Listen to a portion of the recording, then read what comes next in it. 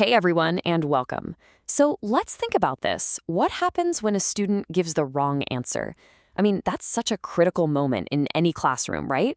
Today, we're going to break down a toolkit that completely transforms how you can respond in those moments, turning what could be a setback into a real opportunity for building confidence and, much deeper learning for every single student. I love this image because it just gets right to the heart of what we're talking about today. An incorrect answer isn't the end of the road. It's not a landing.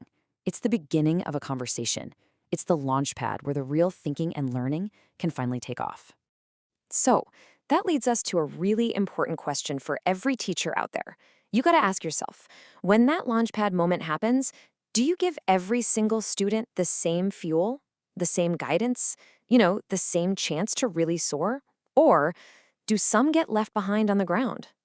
Okay, so here's our game plan for this explainer. First, we'll dig into the unconscious bias that creates this expectation gap.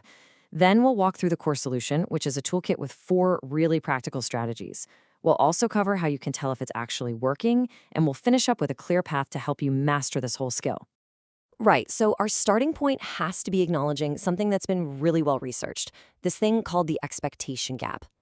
The thing is, teachers, often without even realizing it, can end up treating students they see as high achievers way differently than those they might see as reluctant learners. Wow, okay, this slide just lays it all out there, doesn't it? Research shows that with students teachers have high expectations for, they tend to really probe those wrong answers, they dig into their logic.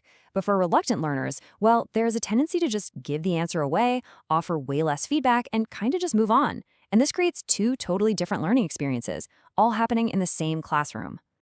So the big question is, how do we fix this? How do we bridge this gap? And the solution isn't just about being nicer or, more patient. It's about getting more strategic and really more equitable in how we teach.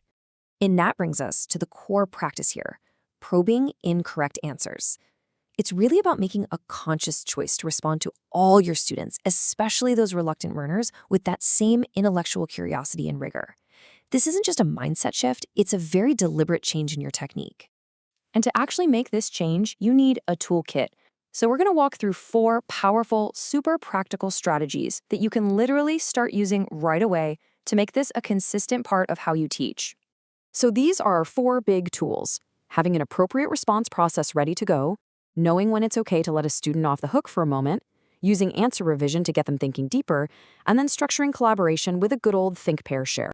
Let's dive into the first one. This is all about what you do in those first few seconds right after a student gives you a wrong answer. Having a go-to process helps you stay constructive and really focused on the learning, not just on the mistake.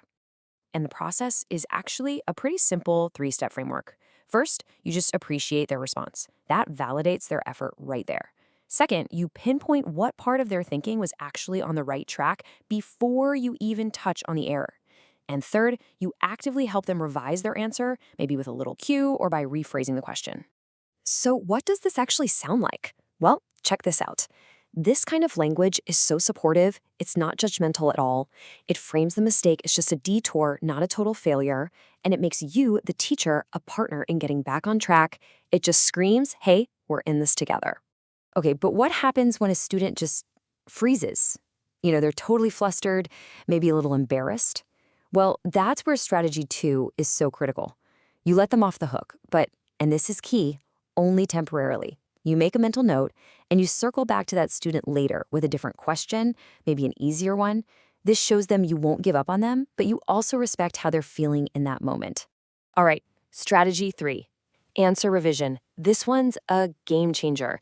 It basically turns the thinking right back over to the student. So instead of correcting them, you prompt them with these really powerful questions like, how did you arrive at that answer? Or what evidence do you have for that? It shifts them from just guessing to actually thinking about their own thinking. And our last strategy, think, pair, share. It's a classic for a reason, right? It gives those reluctant learners a really low-stakes chance to try out their ideas first. And a simple guide like this one can structure their conversation, so they feel way more prepared and confident when it's their turn to share with the whole class. Okay, so you're out there, you're trying these strategies, but how do you actually know if they're working? Well, the real measure of success isn't just about what you're doing, it's about what your students are thinking, and maybe more importantly, what they're feeling. You'll know you're succeeding when your students start to feel these things, when they believe that you won't give up on them.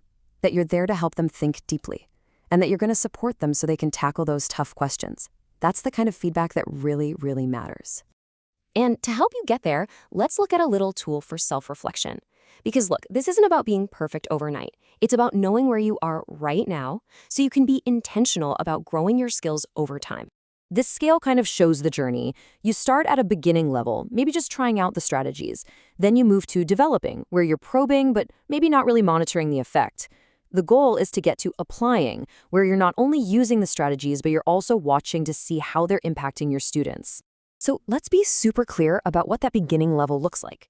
It might be just saying, try again, but without giving them any new tools or hints or questions to help them get there. It's like giving them an opportunity, but with none of the support they actually need. But the goal, level 3, applying, that's where the magic really happens.